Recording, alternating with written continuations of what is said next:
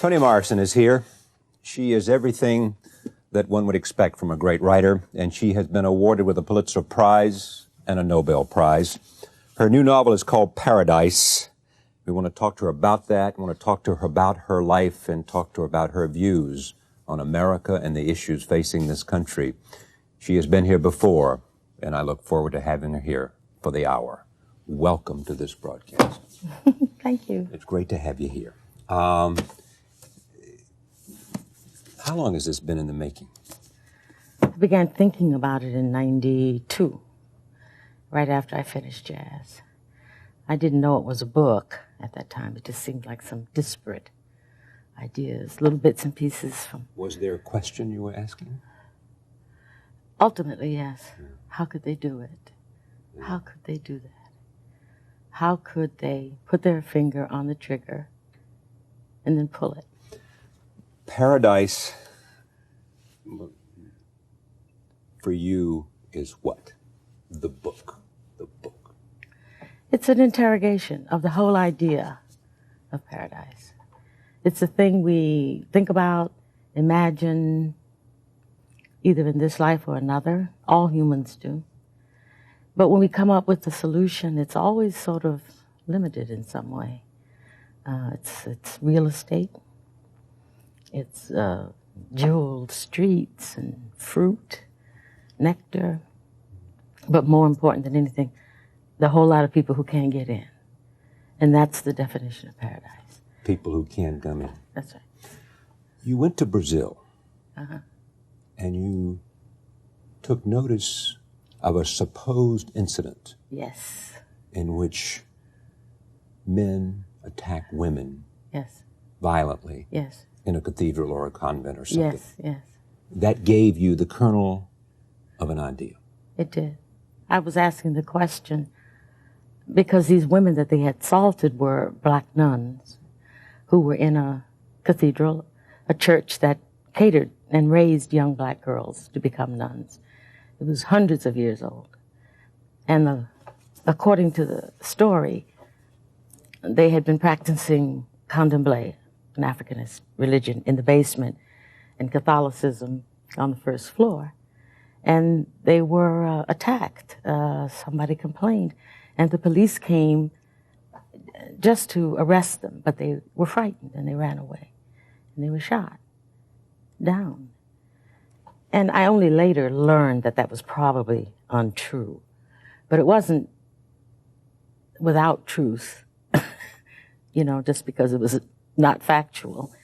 And in that country or in life, and that was the question I put to myself, as I described earlier, how could they do that? How could they shoot some girls for whatever reason and actually pull the trigger, armed men? That was the first question. Did you find, and do you find here, an answer to that question? In a way, a little bit.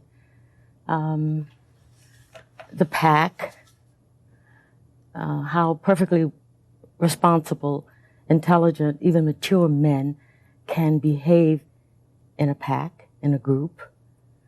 How easy it is to find reasons for one's interior decay outside in somebody else. How satisfying that is. If something's going wrong in your own little neighborhood and you don't want to face up to that, it's just easier, more secure to find the fault outside. And find also, the scapegoat. Indeed. And for men whose security and life depends on a certain kind of family that they control. All of the goodness, all of the strength, all of the wealth of the community is due to them, is due to their intelligence, their courage, their sagacity, their generosity. It has worked for them, and now it's being threatened. I want to pull back for a moment and talk a little bit more about the town of Ruby. And remember this first line. They shot the white girl first. With the rest, they can take their time. No need to hurry out here. They are 17 miles from a town which has 90 miles between it and any other. Hiding places will be plentiful in the convent, but there is time, and the day has just begun. First paragraph, last mention of someone's race. Last time. Last time. More about that later. What is this town? This is a representative of a whole lot of towns that were founded in Oklahoma and other places after Reconstruction around the turn of the century. And it is paradise. It is heaven. It is an all-black town. Freed slaves looking for something. Looking for a place where they don't have to respond to white terror or intervention, where they can be the best that they can be, where they're secure, where they can, be men, make families, reproduce in paradise, in a closed haven. Isolated. Totally isolated, so that they can grow and blossom, which they do for a while. And there's the convent 17 miles away. That's right. And who's in the convent? Originally, it was a pleasure house for an embezzler. And when that collapsed, a society of women, some nuns, purchased it to educate Native American girls, which worked for a few years, and then that collapsed. So now it's a place to crash. The nuns are gone. There's just the old servant there. One by one, some women show up there, and for various reasons, stay there or go away and come back. And for them, it's shelter from, aggravated lives, from brutality, or from their own secrets and their own personal demons, things they just haven't faced up to. So they all live there in some chaos, some dysfunction, but together, nobody's bothering them. And the old woman doesn't much care what they do. It's the time is 1976, this book. This awful crime is committed. What is it that they fear about the convent? The men? Yes. They have male fears, which is they feel besieged. They feel that when women are loose, anything can happen. If you can't control the race, if you can't levy taxes, you can't decide who is legitimate and who is not. You can't decide to whom the children belong. And you can't tell the women what to do. Then you have no authority for these men who are 50s men. They fought in the wars. They came back. They're representative of Alex, men at that time. Right. Yes, exactly. Came back after World War II. That's right. And they've watched what's happened in the 60s. And they've watched the children They're change. horrified. And they're horrified by change. Horrified. Because they're in isolation. They're in isolation, and they're not so different from a lot of African American people in the late 50s and 60s. Nowadays, everybody loved Martin Luther King Jr. Everybody was involved passionately in the civil rights. It's like everybody in France was in the resistance. But at the time, there were History difficulties. tells different. Yes, there were people who were worried about stirring up things. There were people who had made peace. There were people who knew their strategies worked, and they didn't want anything that different. And these people represent that element of African American communities that were very wary of change, of aggressive change, nonviolent though it may be. It really was penetration into the dime stores and the buses and insisting on rights overnight and getting oneself hurt. So these people represent that section of the community. How do you, is it just your gift of language that you find the capacity to get at the heart of violence? I work at it. And think about it a lot. So much of that is alien to me, I don't know what it's like to really feel good beating up somebody. I don't really know what it's like to ostracize somebody. But it's so ordinary a part of human life. You have to try to figure out, what are they thinking? What is that terror? What do they think is going to fall if they don't assault those people? You know, I was originally going to call this book War. Yeah, I know. Because it seemed to me that that's really what it was about, not the great military battles, but just how it is that violence becomes the solution for some so-called worthy cause. Where does this is a third of a trilogy. Yes. Beloved, Jazz, Paradise. Mm-hmm. Where does it fit? Explain to me where this fits as a part of a trilogy. Well, the first two were about love, excesses, distortions, a love of a mother for a child that was all-inclusive. She'd rather see her dead than back in bondage. That's right. That kind of love.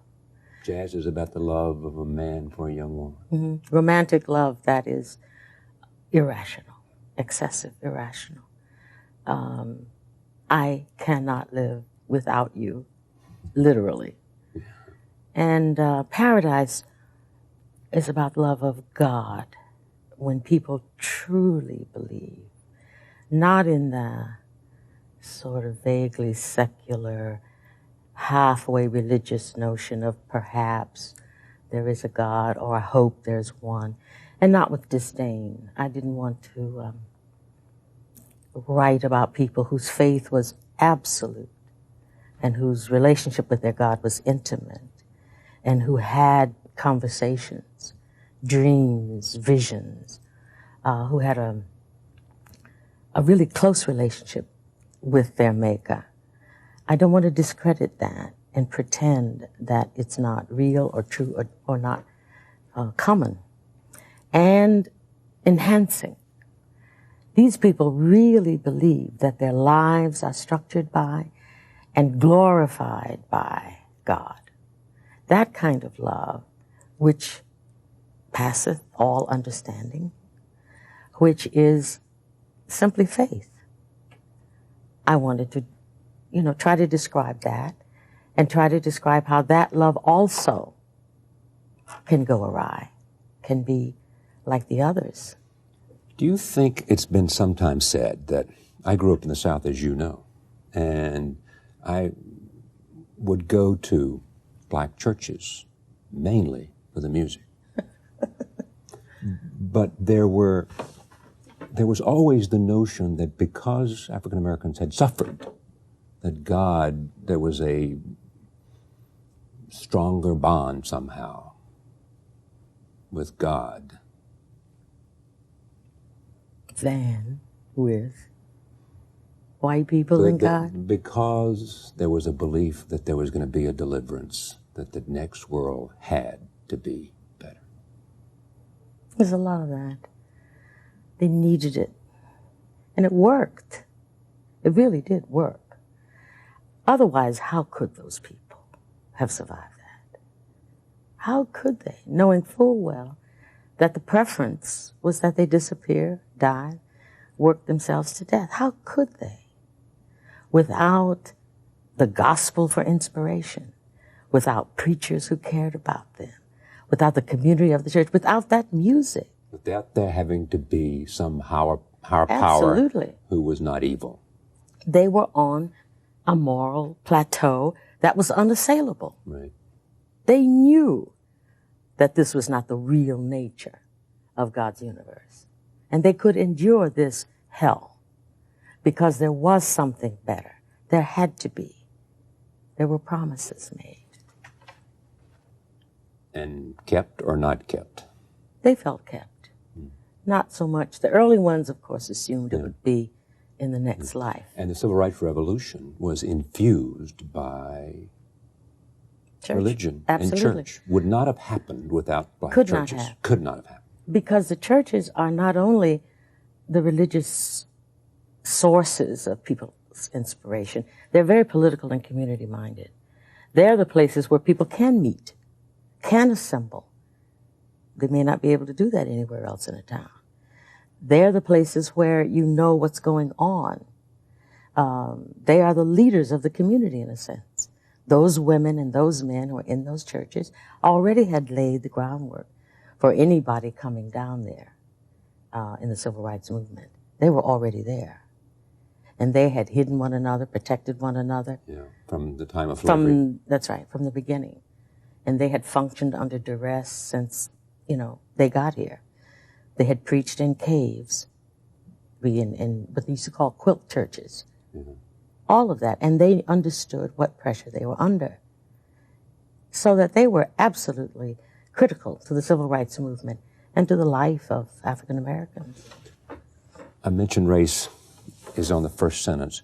You don't want the reader to know race because what?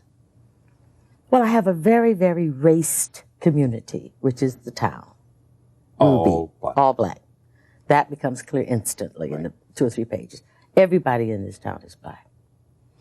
That's who they are, and that's why they're there. The other community is consists of women, and I withhold the information about their race for a couple of reasons.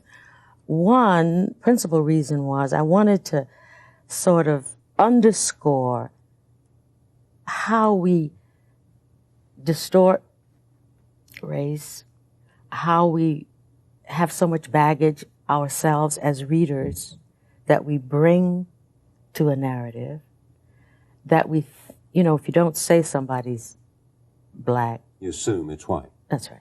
So that's true in literature. If you say they're black, then they're black.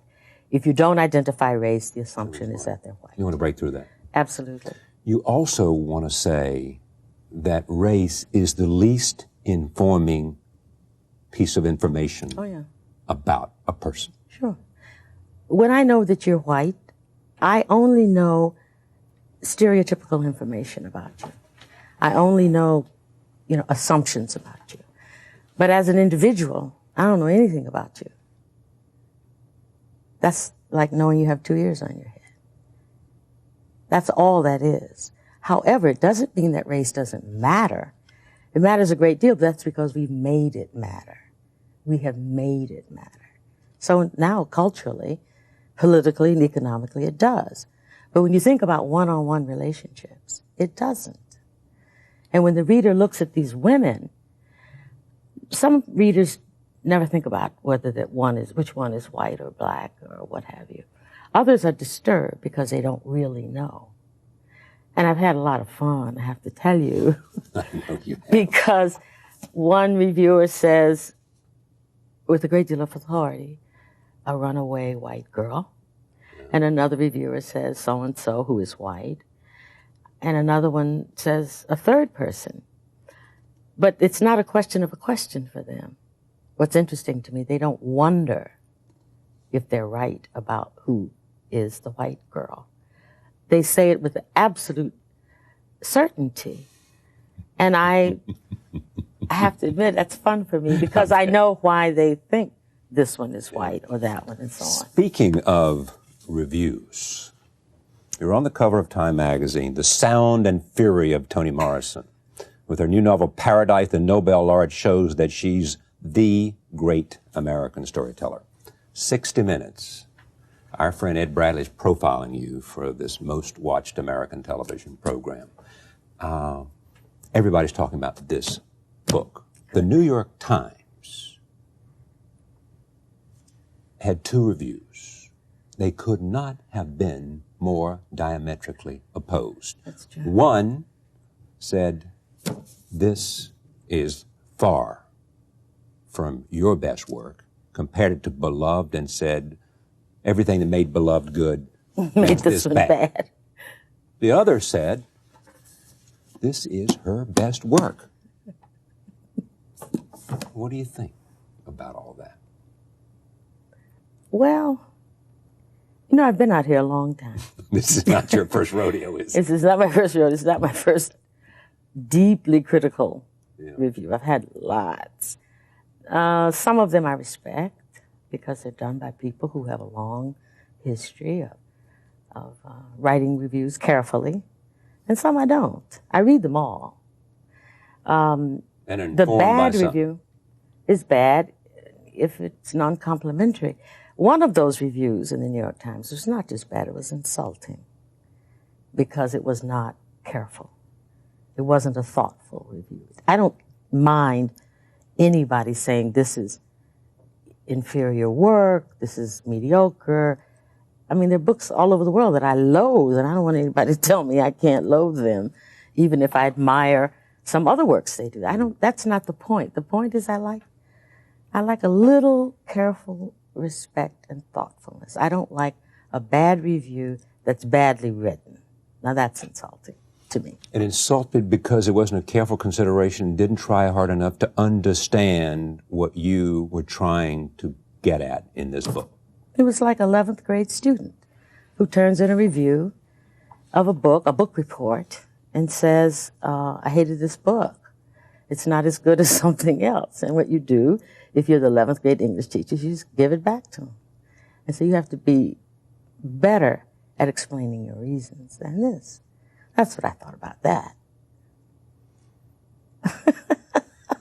Did you write a letter? Did you? Oh, no, Charlie, I would spend a lot of time writing letters about even good reviews when they miss the point. Yeah. There are lots. In fact, that's good reviews could be to as sophomoric as you think this review was, because they might have missed it and just simply joined in the praise because you were a Nobel laureate. That's right. They may have done that and just missed it completely. But people are entitled to that, you know. I mean, I would prefer that they were all useful in some publicity way. But I really wait for, you know, scholarship. Well, tell me what's the most insightful thing you have read about this book. Someone else looking at what you've done, not you, and saying, this is what I see. What rang a bell for you in terms of understanding what Toni Morrison was about in this book? Well, there were little lines that I remember in Paul Gray's observations. Which is in the Time magazine piece. When he made some reference to the shallowness of considering me a feminist novel. Yeah. The reason is this is men versus women, and because you are, in a sense, portraying these women as victims, or they're perceived as victims, you're therefore writing a feminist tract. And that's the shallowest reading of the book. Not the only shallow reading it can receive, but it certainly is one shallow reading, I think. I think there's much more there. And if there isn't, then it's my fault. But the point is that I do not write out of these categories. This is the one place where I can do anything. I do not have to be, I don't have to speak for. I don't represent a group. I'm not, whatever my political, associations are, that's not where I work them out. I don't work them out in literature. Literature for me is something else. It's a free place. It's a very hard place. It's where philosophically things trouble me, and I am trying to approach and help and hope the reader accompanies me on some inquiry about these things. These women are not held up as saints, and the men are not demons. I don't write comic books. It's much more complicated than that for me. And when I am reduced to category A or B, which I have been a lot, I just, blink a little bit and go on. But I have to tell you that the reviews about Paradise and much African American literature are infinitely superior to what they were 20 years ago, when everything was read as a sociological tract. Everything was read as though it had this agenda, as though there was only one black narrative. And there are hundreds of them, thousands perhaps. And that's what's reflected in the reviews of other people's books and also in mine, so that when I see the differences between those two reviews you mentioned, or 3 or 4, it's tantamount to me that there is no single black narrative and that one person has a hold on it and that everybody knows what it is. And we should say that's perfect. That's better. It's much infinitely better. Hosanna. Yes. The idea of writing about race, or the absence of race. Bill Moyers, I think, once asked you the question, can you imagine writing a novel that's not centered about race? And you said absolutely. Yes. Will you? That's what he asked me. I think, you see, I answered the question he didn't pose. You know, Tolstoy writes about race. Yeah. All the time. So does Zola. So does James Joyce. Now, if anybody can go up to an imaginary James Joyce and say, you write about race all the time. It's central in your novels. When are you going to write about what? Because you see, the person who asks that question doesn't understand that he or she is also raced. So to ask me when am I going to stop, or when, if I can, is to ask a question that, in a sense, is its own answer. Yes, I can write about white people. White people can write about black people. Anything can happen in art. There are no boundaries there. Having to do it or having to prove that I can do it is what was embarrassing or insulting. In this book, I did. It was insulting that people, help me understand. What was insulting? The idea that you felt like you had to prove that you could write without... the question was posed as though it were a desirable thing to do. Right. To write about white people or to write not about race. That's what that means to me. And that it was a difficult thing to do, a higher level of artistic endeavor, or it was more important, and that I was still writing about marginal people, and why don't I come into the mainstream? Aren't you importing too much into the question? Maybe. I think so. Well, what else could it be, Charlie? What does that mean? What does that question mean? You tell me if I'm making too much. I don't know. I mean, I don't know that I don't think it probably means, I didn't ask the question, so I don't think it probably means, but I don't think it had to do about you were marginalizing by not writing about. It only works if I can go to William Styron, well, maybe not William Styron because he has done it, somebody, major, white, and say, as a journalist. Can you write about black people? That's right. Can I say that? What kind of question is that to put to Ed Doctorow, who has done it, by the way? Sure. But I mean, if I can say, when are you going to write about black people to a white writer, if that's a legitimate question to a white writer, then it is a legitimate question to me. I just don't think it is. You know, so the glove has to be pulled inside out. If it's, in other words, it's not a literary question. It has nothing to do with the literary imagination. It's a sociological question that should not be put to me. I couldn't ask that of any writer who was, I wouldn't ask it of a black writer when you're going to write about white people. Now, maybe I'm wrong. You can tell me now or later if I've blown it up all out of proportion. I don't think so. I just don't know what the question means except what I think it means. You think it may just be a little question, a little curious, small incidental question. When are you going to... Maybe I'm responding because I have had reviews in the past that have accused me of not writing about white people. I remember a review of Sula in which the reviewer said, this is all well and good, but one day she, meaning me, will have to face up to the real responsibilities and get mature and write about the real confrontation for black people, which is white people. As though our lives have no meaning and no depth without the white gaze. And I've spent my entire writing life trying to make sure that the white gaze was not the dominant one in any of my books. And the people who helped me most arrive at that kind of language were African writers. Chinua Achebe, Bessie Head. Those writers who could assume the centrality of their race because they were Africans. And they didn't explain anything to white people. Those questions were incomprehensible to them. Those questions that I would have as a minority living in an all-white country like the United States.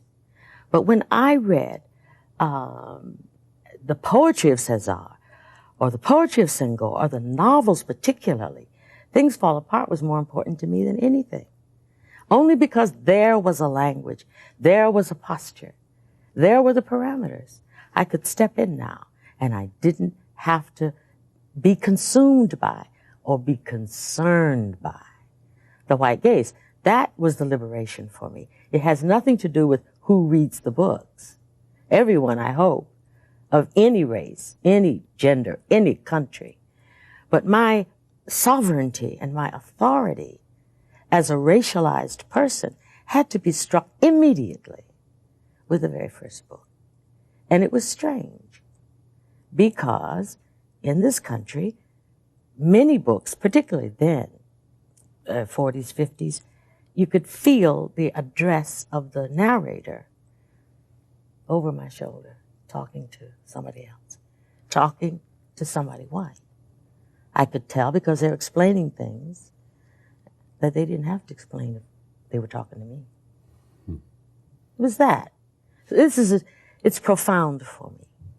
So that you may be right, maybe I'm over-dramatizing the whole question, which was innocent enough because the problem of being free to write the way you wish to without this other racialized gaze is a serious one for an African-American writer.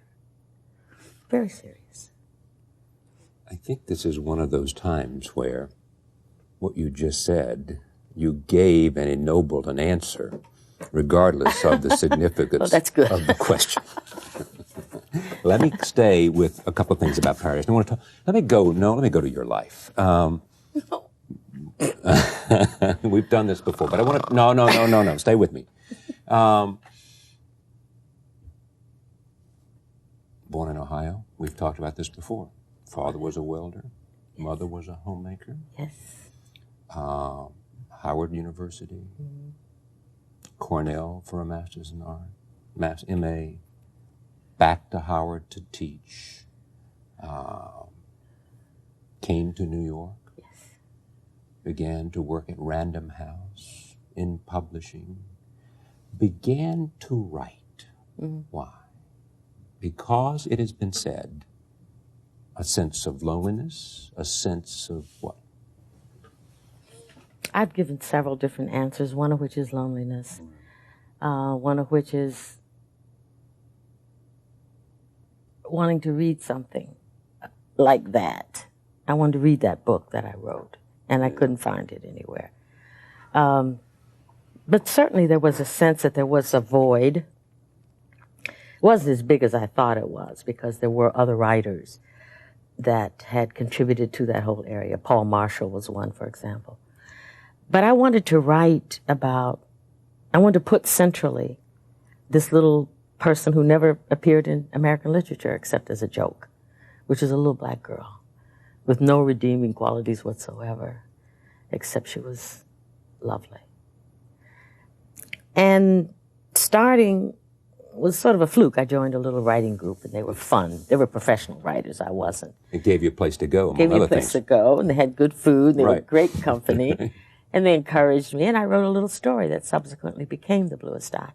But the fact was, once I began to put that little story together, just doing it at night, when the children were asleep, or early in the morning before they woke, it was just an interior life, a stretch, a safe place or a dangerous place that I always wanted to have near me, always wanted to have access to, never wanted to be without an idea that was narrative or novelistic, never.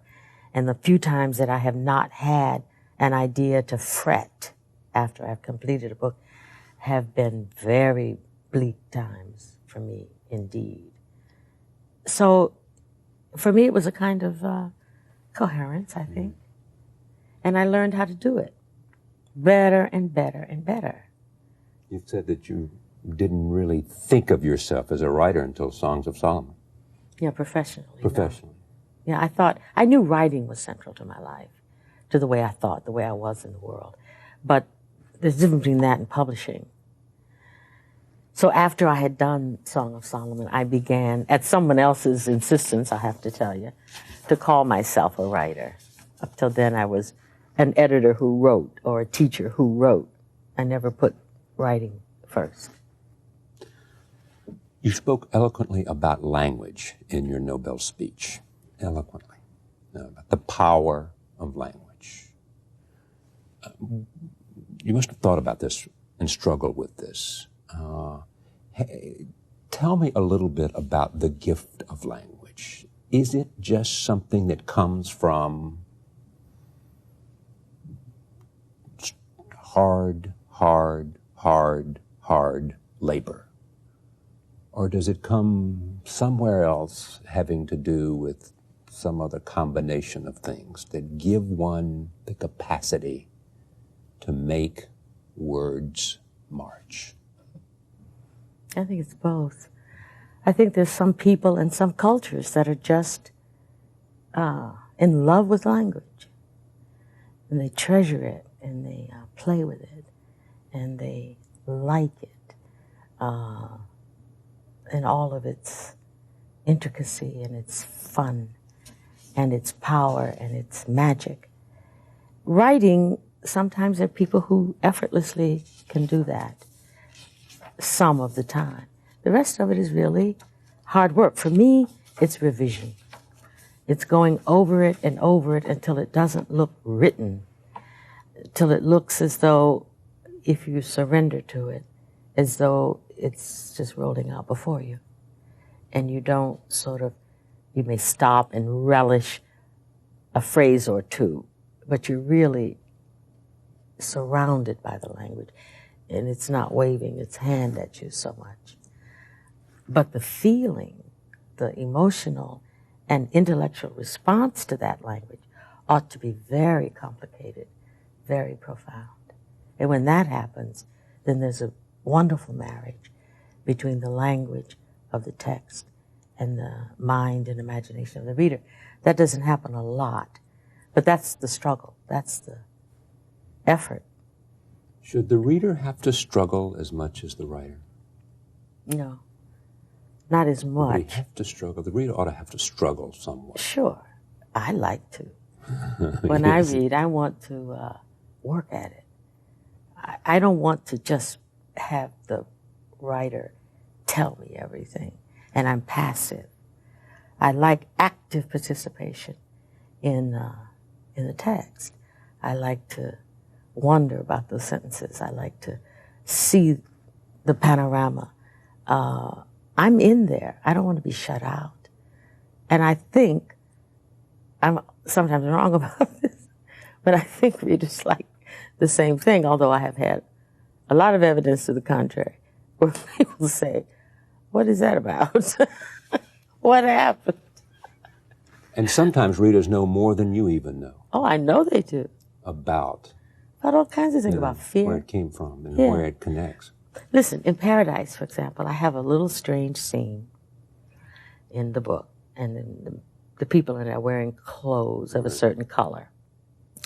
Later on, there's another scene that takes place in that same spot, and the colors, the palette is the same. Same colors are used. Now, the reader didn't have to know that or think about that, but I know that subliminally speaking, those colors are going to echo one another. And that whether the connection is overt or covert, the reader gets the connection just by color coding. And I know that if I say stars were so heavy, it was disgraceful, that they know what disgraceful jewelry looks like and they can transfer that to the sky. I know that. And then I rely on a very fecund imagination that I know readers have. They really have it. And to play toward that, not the emotion, but toward the imagination, is the excitement for me. winning the Nobel Prize, what did that mean to you? Well, I felt very I felt as though I felt very representative. I really did. Patriotic, of man. American letters. I did. I felt very Ohioan. I felt very African American. I felt women had won. I really thought, and as a matter of fact, I said, we won. We won. We won. I said that on the phone a couple of times. When people called me to congratulate me, I said, we won. Won for the tradition of American letters. Yes, all sorts of things. I don't know whether I needed to do that in order to shoulder it. It's a little but bit of nevertheless, this I did. a little bit of this in the Time magazine story about it carries with it not baggage, but it carries with it something that you will forever experience. I mean, we know the first line in your obituary, don't we? Unless Nobel laureate brave Toni soul Morrison, defies. who lived to be 150. Yeah, that's the second line. having right? finished her 50th novel. Yeah, that's true. It's there. I mean, it's marvelous to have won that prize. But does it set up? Go ahead. Yeah, but it has a downside. What is it? Expectations are different. People behave differently. Yeah. And sometimes it's given so late in your life, you can't really get too many things out afterwards. Although I'm happy to say that now some of the prizes, Kenzabwe Oye, Derek Walcott, those are youngish people who are still writing brilliantly and beautifully. Do you think this is your best one? So far. So far? Yeah. Because? It's the one where everything I know about writing, I have at my disposal now. Here. So I can choose not to use certain things and choose to use others. I don't know if it's the most affecting book or the most, enjoyable. But I was writing at the top in many places in this book. I was writing at the top. At the top of my stuff. The top of my game. I was writing there. Toni's on her game. Yeah, it'll get better though. You know that. Oh yeah. Because I work at that. I don't do other things. I don't have this really interesting life. That's what I do. And I just want to do it better the next time. I understand that I have maybe 2 careers. I have the writing career. Then now, this is the first book since the Nobel Prize, so it's like I have a whole nother, like a writing career. But for me, I just want the arc. I just want to stay in it and do it differently, different obstacles, different technical obstacles, different ideas to explore. Some things are unresolved for me in some of the books. I have to rework them again. The pleasure I took and still have in being able to withhold racial markers is for me an enormous leap. An enormous leap. It's not just not saying who. You realize you have to not say so much, and you have to write about the characters so profoundly, so intricately, so much interior life, that it doesn't matter. And you don't have recourse to all of those easy phrases that literature is full of, and I have taken advantage of when you describe racialized people. You just can't say it anymore. What do you mean, racialized people? Well, you can't say things about their hair. When they walk into a room and other people look at them, what do they respond to? How do they talk? They're very culturally the color of their eyes. That's right. Speaking of earlier books. That's right. They're very culturally specific things that I could rely on and some I would withhold. But to write that way and not have it bland is it's difficult. That means you can't talk about their parents in a certain way, or their lovers in a certain way, or where they went to school.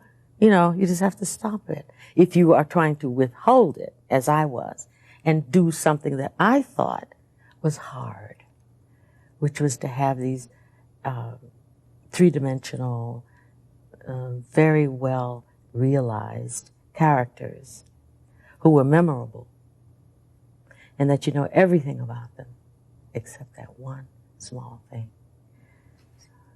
which is race. It's like, you know, somebody says like looking for the white whale, you know, or withholding it.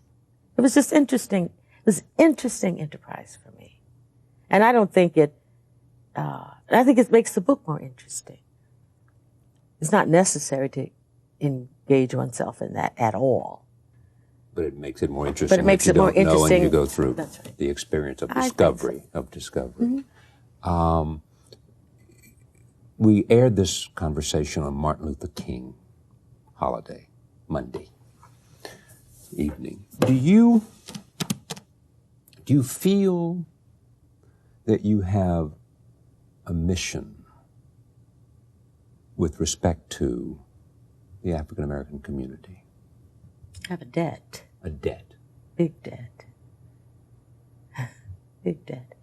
Part of it is just because I was raised by generous people who gave me a lot and told me I had a debt, that I had to make a way for people who came behind me. That was my obligation, whatever it was. Partly that. Partly also because a lot of people put themselves in harm's way in order to make it easier for my children. And they are no longer with us. And people like Martin. Oh, exactly. You know, I go into the voting booth, and a lot of people say you shouldn't vote because, there's no real choice, this person is not good. I go in there as a very personal ritual. I don't care much of the time where those little levers go down. I make choices. It's about the act. It's absolutely. Of participation. For Fannie Lou Hamer. People who. That one, that's for her. People who gave so you had that opportunity. That's right. And I will not be turned away from any voting booth, and I vote regularly because of her. They will not have hurt her as they did because she wanted to vote, and then I don't vote. For me, it's like a small prayer by the side of the road. That's why I do it. What do you think of the president's effort at a race dialogue headed by John Hope Franklin, Dr. John Hope Franklin? Oh, John Hope Franklin is superb. I mean, he's a class act. Or let me ask the question more specifically. What ought to be our agenda about race in America? And how should we go about that agenda on this holiday dedicated to Dr. King? Well, I'm guardedly optimistic about it when I think of something like President Clinton appointing a race council. Right. On the other hand, there have been so many. But this one might do something more. I'm more interested in local interventions that black people themselves are doing with each other. As a consequence of, I don't know what, Million Man Marches and so on, there's an enormous, wonderful wave after wave of personal interventions in communities, which is very encouraging. Individuals taking responsibility. Yeah, going into playgrounds, talking to young kids, taking them to camps, you know, just getting in their business. Yeah. Just the way they used to do years ago. In small communities. In small communities. Stay in your business. Pull you off the street. Talk to you. Warn you. Hug you. Pick you up. Tell your mama what you're doing. That kind of thing. That is more heartening to me than some of the larger things. And that's the kind of world that Martin Luther King grew up in. He knew a lot about that. He came from that kind of community. And he was, I don't know if we're going to see his like again in this country. But that's one step. Clinton's efforts, you know, I accept. There's some extraordinary people on that panel. I hope it can make a difference. And I will know the difference when I, you know, see these policemen start shooting white boys in the back because they have keys in their hands that look like guns. Then when you ask me that question, I will say, we've got there. We got there. They can do something that outrageous and talk to some white parents and say, oh, excuse me, I thought it was a gun. And when that makes sense, then we're in good shape. A couple of things before we go. Proudest achievement of your life is what? Proudest. Well, outside of some very personal things, which I will not reveal to you on this show, I've published some people I'm proud of. I've done some first-rate work at Princeton. But I think I'm most... As a teacher and as a... Yes. Very proud of that. But mostly it's the work. The body of work. Yes, it is. I'd like to revise most of it because that's the way writers are. You look back at it and you say, I would do something else with that character. Yeah, like that. Always. Do you have a question that engages you now for the next novel? So little. Such a tiny little question that feels sort of shivery and momentous, but I can't articulate it right now. It's too new. Do you know, or it's just too fragile? I sort of know about this fragile thing. What do you do next? I let it just sort of steep. See if anything attaches itself to it, like an anecdote or picture or... And how does that happen? Oh, it's like I'm a magnet. And then I'll go about my life. And the little... And something's going to jump over and attach itself to this small, frail idea. Something. A name, you know, a shoe, or a day, or just some image. And it'll grow. And then I won't know what to do with it. And then I'll see something disparate in another place, you know, and then it'll adjust itself and attract itself to that magnet. Then I know that something is happening, you know, that the magnet is really powerful. And I let these images accumulate, sort of like little nails hovering around its pole. Then I've got something. That may take 2 or 3 years until language arrives, and then I get a sentence or a place.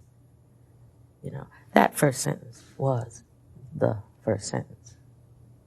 I mean, I didn't, sometimes you write... It wasn't edited, it wasn't somewhere else in the text, it was there. It was a first thought almost. Yeah. In some books, I don't get the first sentence or the first chapter until I finish the book. I don't always know where the beginning is. I just start them sometimes. Then I have to go back and begin them.